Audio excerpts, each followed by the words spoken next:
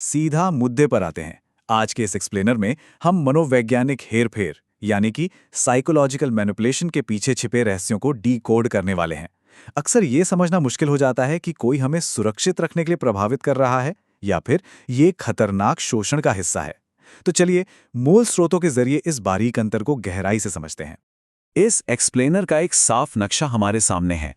हम शुरुआत करेंगे कि सतह पर प्रभाव कैसा दिखता है और फिर गहराई में जाकर उन डार्क दबाव वाली रणनीतियों को समझेंगे जिनका इस्तेमाल खतरनाक और दुर्भावनापूर्ण लोग करते हैं।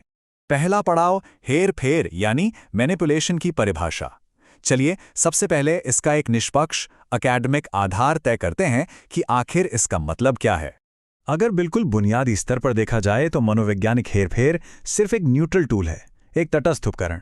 इसका सीधा सा काम है कोई व्यक्ति दुनिया को कैसे देखता है और फिर उस पर कैसे रिएक्ट करता है उसे बदलना। सच कहें तो ये अपने आप में ना तो अच्छा है और ना ही बुरा, ये तो बस एक जरिया है। दूसरा हिस्सा है इसके पीछे के उद्देश्य। अब असली सवाल ये उठता है कि कोई इंसान इस टूल का इस्तेमाल करेगा ही क्यों। दिलचस्प बात यह है कि इसके उद्देश्य आमतौर पर दो बिल्कुल अलग दिशाओं में जाते हैं। एक तरफ है अपना खुद का फायदा देखना, जैसे पावर हासिल करना, पैसे बनाना या कोई मनोवैज्ञानिक लाभ लेना। लेकिन दूसरी तरफ का रास्ता काफी डार्क है। वहां मकसद होता है जानबूझकर किसी का अहंकार तोड़ना और उसे तकलीफ देना। यहीं आकर ये टूल एक खतरनाक हथियार बन जाता है। तीसरा भाग है सकारात्मक और नकारात्मक हेरफेर।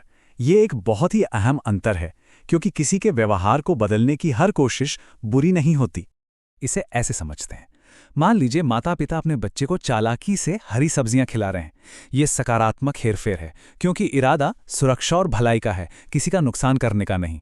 लेकिन नकारात्मक हेरफेर वो पूरी तरह से शोषण पर टिका होता है। उसका इकलौता मकसद इंसान को नीचे गिराना, कंट्रोल करना या उसका फायदा उठाना होता है। दोनों के बीच का फर्क सिर्फ और सिर्फ इरादे का है। चौथा भाग दबाव यानी कोएर्शन का कारक। यहीं पर हमें पता चलता है कि एक साधारण प्रभाव कब एक खतरनाक और टॉक्सिक हमले में बदल जाता है। और ये रहा वो सबसे बड़ा टर्निंग पॉइंट, दबाव। सकारात्मक प्रभाव में अगर कोई इंसान बात नहीं मानता तो उसे उसकी जिंदगी जीने के लिए छोड़ दिया जाता है, बात वहीं खत्म। पर नकारात्मक हेरफेर में ऐसा बिल्कुल नहीं होता। विरोध करने पर बात खत्म नहीं होती, बल्कि बहुत ही भयानक मानसिक और भावनात्मक दबाव शुरू हो जाता है। चलिए देखते हैं कि यह पूरा खेल कैसे आगे बढ़ता है।